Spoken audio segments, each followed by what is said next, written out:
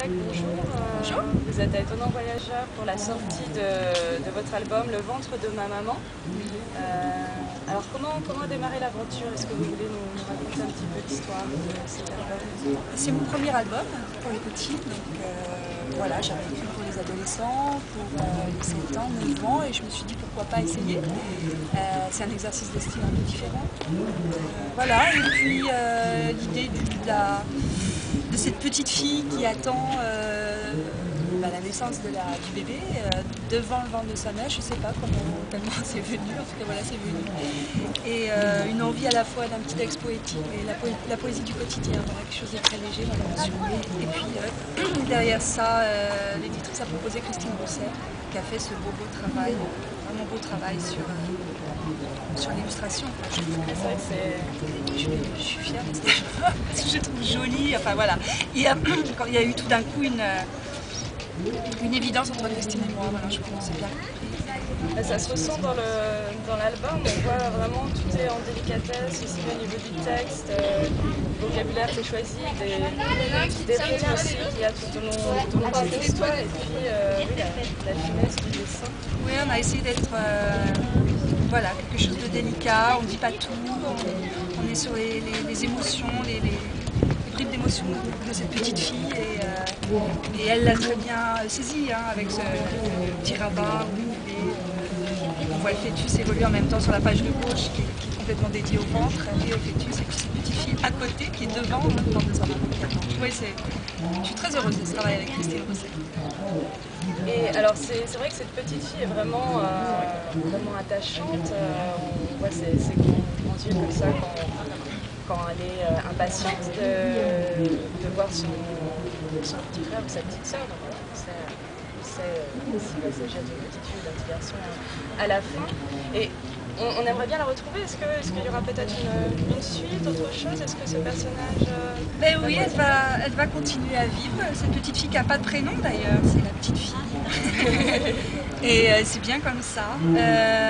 Oui, l'éditrice de La Martinière Jeunesse, Béatrice Decroix, a eu envie de continuer avec Christine et moi.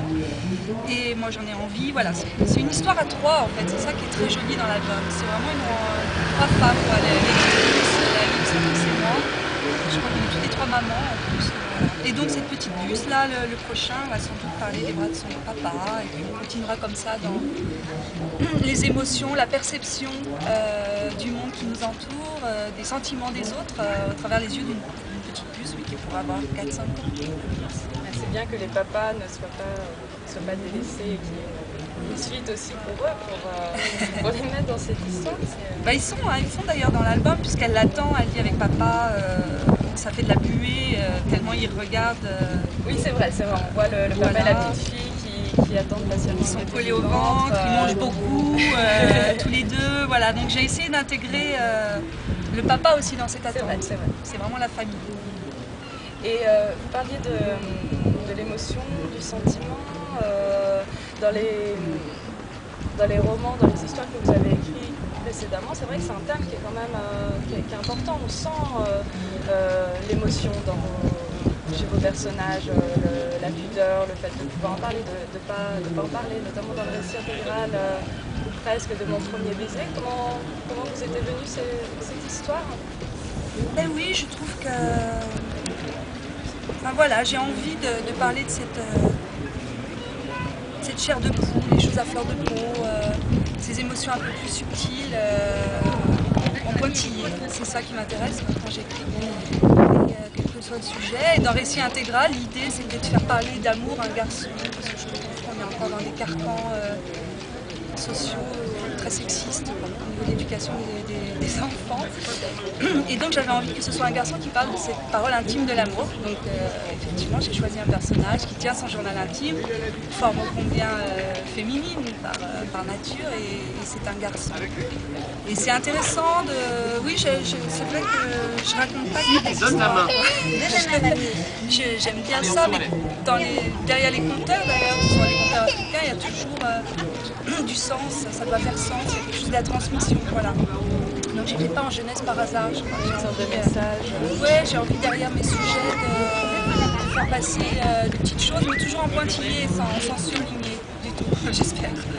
Et vous me disiez que vous rencontriez des collégiens de temps en temps. Alors comment est-ce qu'ils réagissent ces garçons C'est très joli, parce que au départ, alors bon, c'est un livre qui se lit très facilement, donc voilà, il y a le plaisir de lire qui est important aussi.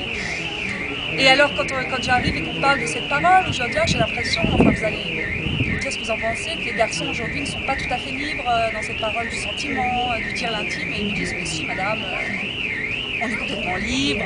Alors je dis, c'est génial, donc dans la cour de récréation, tu peux arriver et dire, mais j'ai le cœur brisé, j'ai pleuré toute la nuit, j'ai un chagrin d'amour, et puis d'accord madame, quand même. Voilà. Donc c'est vrai que tout d'un coup, laisser paraître ses émotions, ses chagrins, dire qu'on aime ou qu'on est joyeux d'aimer, c'est très difficile pour les garçons aujourd'hui encore.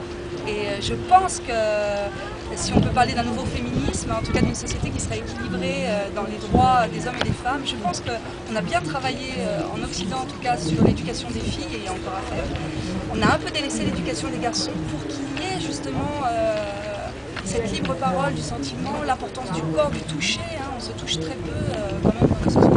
Donc tout ça pour moi c'est source de progression, voilà, par petites touches homéopathiques. Je me dis qu'en ayant ces conversations, en écrivant sur ces sujets-là et en distillant, à ma petite hauteur, je fais avancer, cheminer un petit peu les esprits vers ça. Plus de bien-être, parce que si on s'aime soi-même un petit peu plus, je pense qu'on peut plus aller vers l'autre. C'est un peu récurrent dans mes sujets. Merci beaucoup, Jolita. Merci pour ce petit moment pour tous vos écrits qui laissent beaucoup de choses. C'est vrai qu'on a plein de bons retours à la librairie sur votre texte. Voilà. Je vous remercie parce que le retour des libraires, il est vraiment important. C'est aussi, on les a pas, ces retours toujours, sauf quand on rentre les classes ou en salon.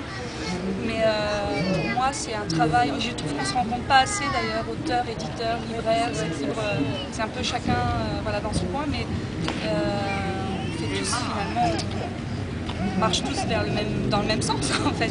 Et c'est vraiment important d'avoir ces retours, de dire, ah bah tiens, là ça fonctionne bien, là moins, parce que c'est vous qui êtes face au lecteur.